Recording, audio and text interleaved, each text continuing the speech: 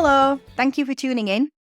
Question: what do you do if you don't have the means to invest in a coach or a mentor, but you feel like you need somebody to be accountable to? How do you keep yourself accountable? This is something that's come up a lot in the meetings that I've been having with the education business community up and down the country. What happens if you're not at the stage where you could have mentoring with Ed and I, or you don't have the funds to be able to get a coach to keep you accountable? What do you do then? Especially if you're going to join the Education Business Club platform, where there's lots and lots of content, but there's nobody there keeping you accountable. How do you actually keep yourself accountable? And so it got me thinking, because I've had quite a number of conversations about things I do to keep myself accountable, because I don't feel like I need somebody outside of myself to keep me accountable. Maybe I should. Maybe I'm not getting all of the things done that I want to get done. That I'm quite self-driven and self-motivated, and I can work from content and then hold the accountability for myself. So I wanted to give you some tips, some advice, so that you can try keeping yourself accountable as well. So the first thing you can do is not let things go. I do not let things go. The most simple way to do that is to have a master list. I would not recommend that being on paper because you have to rewrite it a lot and that wastes a lot of time.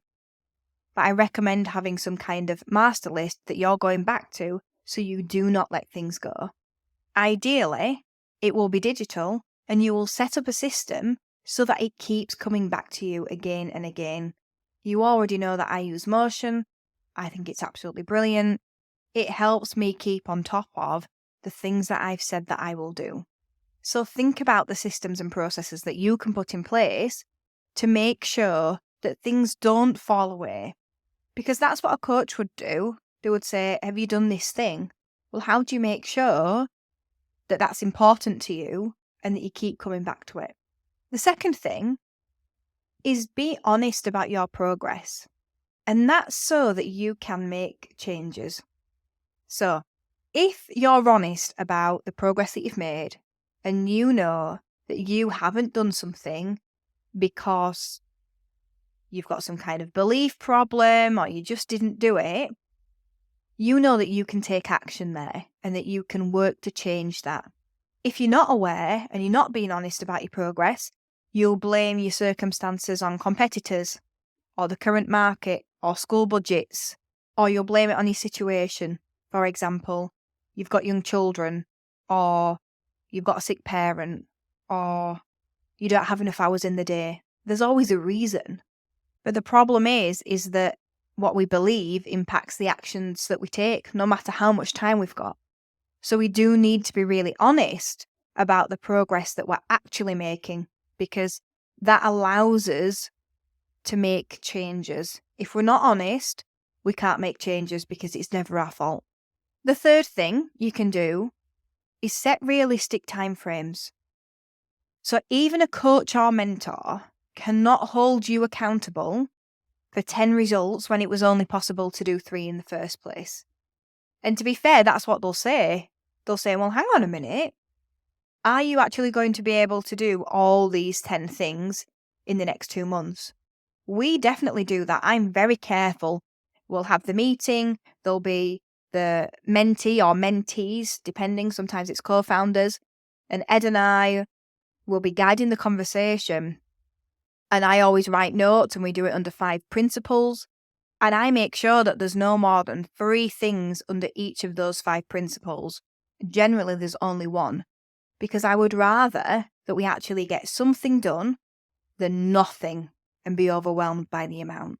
The problem is, when you don't have somebody who's keeping you accountable, it's really easy to go, yeah, I'll do 10 things. And you know what? I still do that. I'll put in motion that I'm going to do all this stuff. I'll say I'm going to do it by the end of February. And I know full well that I do not have that many hours in February. Never mind that many hours I'm working. I don't have that many hours in existence, even if I worked 24/7 and did not sleep. So we have to be really honest with ourselves about whether what we're setting out is actually achievable. Sometimes it's better to commit to one thing and do it well and let it succeed than try and do 10 things and not actually get anywhere with any of them, because we don't do anything very well, we don't focus on it, and we don't feel like we're making progress. We just feel very busy. See, when we're on our own, we can think that we're the problem because we can't stay accountable. But that's not it. Generally, it's just bad planning. I'd love to know your thoughts on that one. Number 4, if you need it, find a friend. So you don't have to pay somebody to hold you accountable.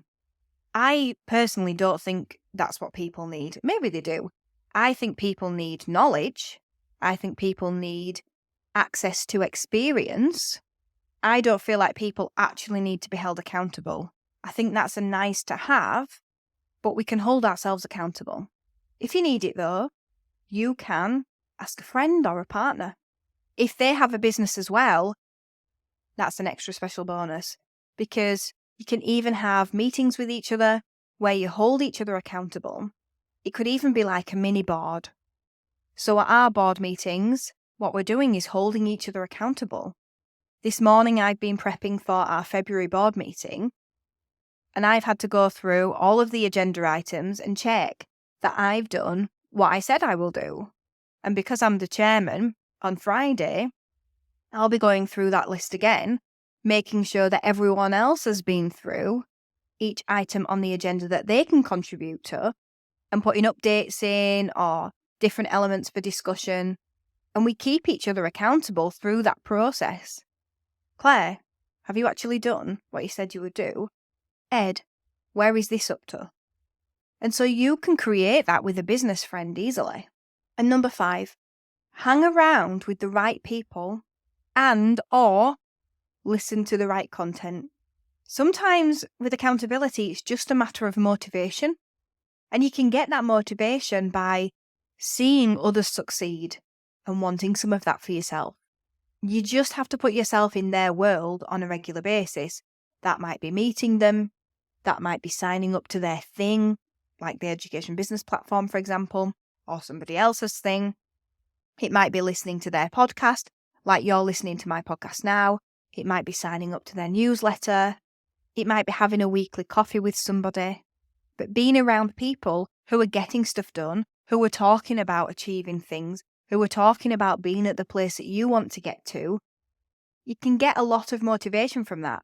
The key is you can't just do that one day a month and expect that to see you through the whole month. You have to be doing it regularly. And for me, that's a daily basis. I'm listening to things that inspire me on all sorts of different levels every single day to keep me going, to keep me focused on those goals, to keep me moving forward, to keep myself accountable. So to summarise really quickly then, if you want to keep yourself accountable, try these things. 1, don't let things go. Keep a list. Make sure that you're always looking at all of the things that you said you'll do. 2, be honest about your progress so that you can make changes. 3, set realistic timeframes, because often we give ourselves way too much to do in so little time, and that's why it's not possible. Not because we're not accountable, it's because it's not possible. 4, if you need it, find a friend to be accountable to.